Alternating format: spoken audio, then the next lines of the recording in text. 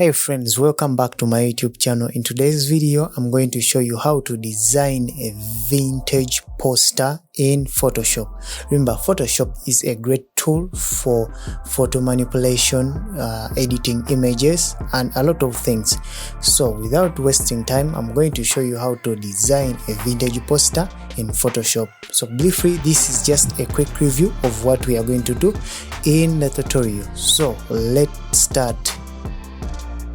First things first, I'm going to import the image that I'm going to use. So I'll just drag and drop my image. Let me say it's just a texture or a background. Yeah, it is also an image. So I'm going to add a solid color, and I'm going to adjust a little bit its fill, opacity. You can adjust the opacity, then you can also adjust the fill. So now I'm applying a Gaussian blur on the image or on our texture, you see. So I've applied some Gaussian blur on it, and I've adjusted a little bit of the fill to create that transparency effect. So I'm selecting the brush that I'm going to use to create some. I want to create some sprinklers, like greenish sprinklers on my texture. So I'm going to select green, and of course I'm going to use my brush. I got this pack from Kyra Holland. Yes, he put out these free packs for anyone who is interested in Photoshop. So you can just go on his channel, Kyra Holland, and you also get those brushes. So if also you want it, I'll link it in the description. Okay, so now I've typed in my text, and added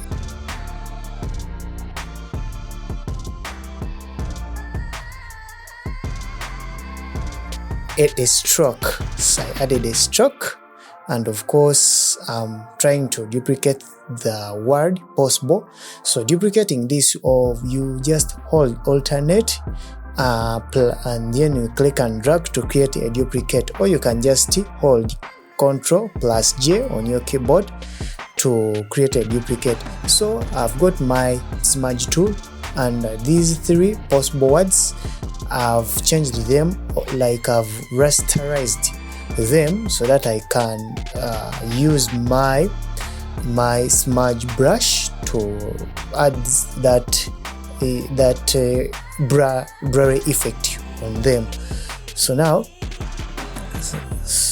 I'm now playing with the designs. So I'm putting just a stroke, and I'm going to change this to outline. So I have to empty the fill, then I go to blending options, and I will choose stroke, then I will choose like so.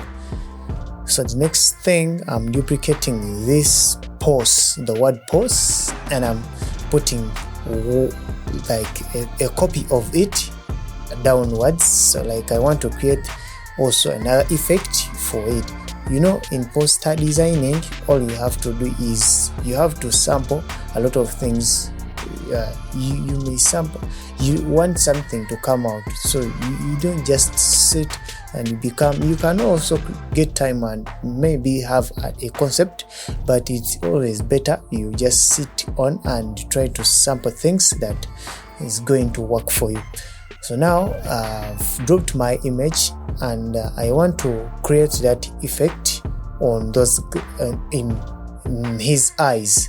So what you have to do is you just go to the layers, and you add a color fill, and then later you just hold Ctrl+I to invert the mask, and of course you'll be able to fill where you want, not the whole image, but where exactly you would want to fill. So I'm sampling, like I want to put some effect on the air, so I adjusted a little bit of flow of my brush, and to create that simple effect. So I'm going to create also another layer, and on that layer I'm going to use my brush and to create those simple things, and later I'm going to use the smudge brush to create a blurry effect on them, and like so.